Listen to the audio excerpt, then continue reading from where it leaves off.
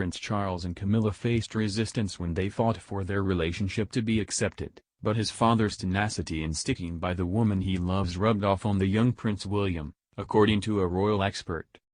Charles and Camilla celebrate 15 years of marriage this month, after their April 2005 royal wedding.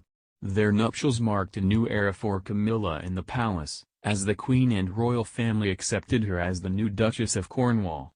However, before then, she and Charles faced a difficult path in persuading both the Queen and the nation to acknowledge their relationship.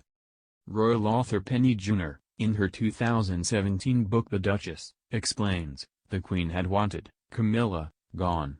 Charles made it perfectly clear to anyone who would listen that Camilla was a non-negotiable part of his life.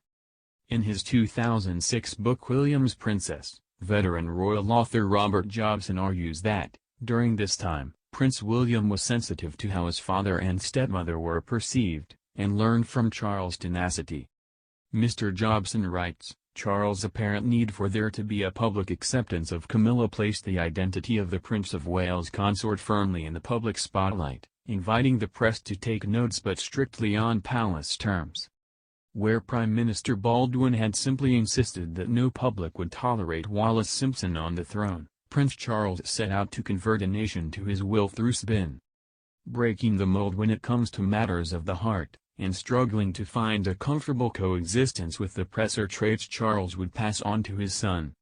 After all, Prince William is an impressionable and intuitive young man who has always taken keen interest in the press coverage of his parents' divorce and affairs.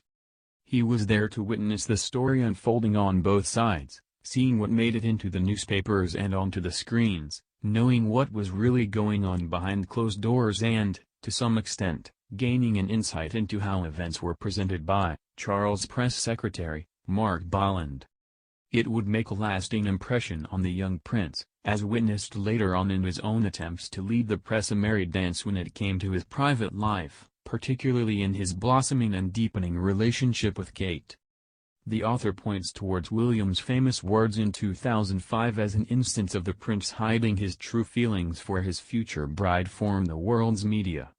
When on a skiing holiday with his family and the then Miss Middleton, William appeared to rubbish any thoughts of marriage, saying, "Look, I'm only 22 for God's sake." However, Mr. Jobson writes, William is no fool. The denial of any serious thoughts of marriage blurted out so apparently carelessly was, in fact, a smokescreen designed to cool the media frenzy about William's steady girlfriend. It was for show, a way of dampening down speculation about him and Kate, a way of protecting her from the press.